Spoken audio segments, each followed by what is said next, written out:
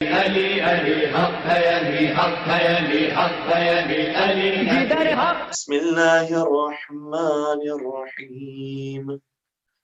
کہ جب حاکم شام یزید کا باپ جنگ صفین لڑنے کے لیے مولا متقیان کے مقابلے پر گیا اور یہ جنگ ختم ہوئی تو ایک مولا متقیان کے سپاہی وہ تھا کہ جو شام کے راستے کی طرف روانہ ہوا۔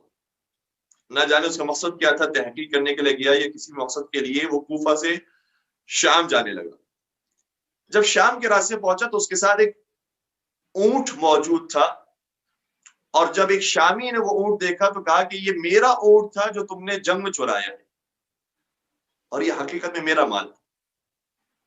اب جو کوفی ہے اس کا بڑا اطمینان ہے کہ میرے پاس ایسی دلیل موجود ہے کہ آسانی سے یہ شامی مات ہو جائے گا اور آسانی سے میرے حق میں فیصلہ ہو جائے گا، اس لیے اس نے کہا کہ نہیں، یہ میرا مال ہے اور اگر تمہیں فیصلہ کروانا ہے تو ہم قاضی کے پاس چلتے ہیں۔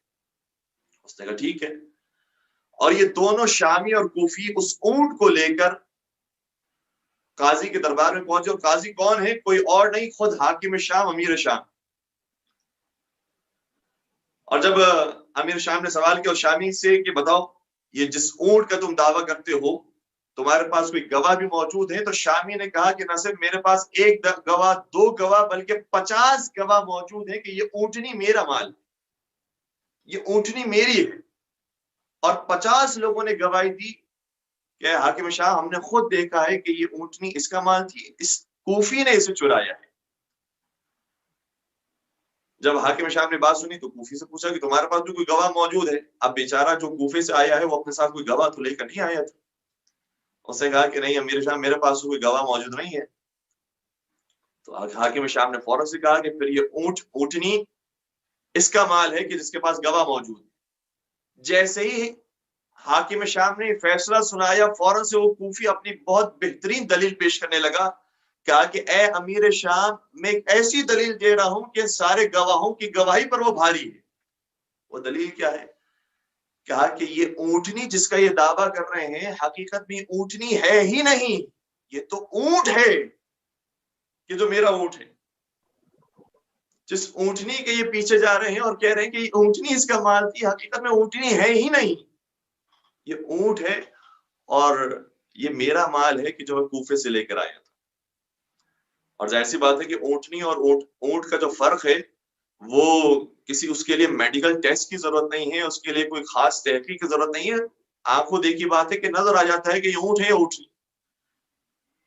لیکن حاکم شام نے کہا کہ چونکہ گواہ موجود ہیں لہٰذا ہم گواہوں کو دیکھتے ہوئے شامی کے حق میں فیصلہ کرتے ہیں، اور شامی کو وہ اونٹ دے دیا گیا، جبکہ وہ سب کہہ رہے ہیں کہ یہ اونٹنی ہے، اور یہ کہہ رہا ہے کہ نہیں، یہ حقیقت میں اونٹنی نہیں، اونٹ ہے، لیکن اس کے باوجود بھی وہ اونٹ دے دیا گیا۔ جب دے دیا اور شامی جانے لگے خوشی خوشی، اور کوفی بڑے افسوس کے ساتھ جا رہا تھا، تو حاکم شام نے اسے قریب بلایا، اسے کہا واپس آؤ۔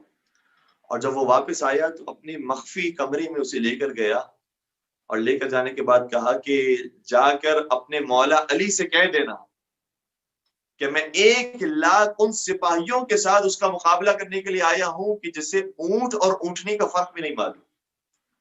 آئے ہائے ہائے،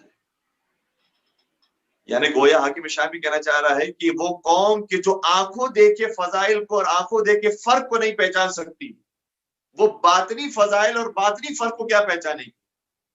اے علی، جو اونٹ اور اونٹنی کے فرق کو نہیں جانتی ہے، وہ علی اور معاویہ کے فرق کو کیا جانے گی؟ شام کی کیفیت یہ ہے، اور یہاں سے ہم یہ بھی نتیجہ نکلتا ہے کہ دیکھیں، حق معلوم ہونے کے باوجود گواہوں کی گواہی کے اوپر فیصلہ دینا یہ حاکم شام کی روش ہے، چاہے وہ گواہ کتنے ہی جھوٹے کیوں نہ ہو۔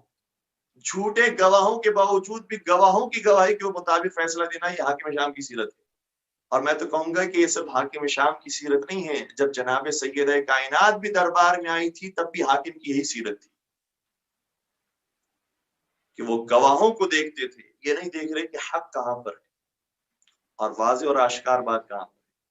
علی علی حق ہے، علی حق ہے، علی حق ہے، علی علی جدھر حق ہے ادھر مولا، جدھر حق ہے ادھر مولا، جدھر مولا ادھر حق ہے۔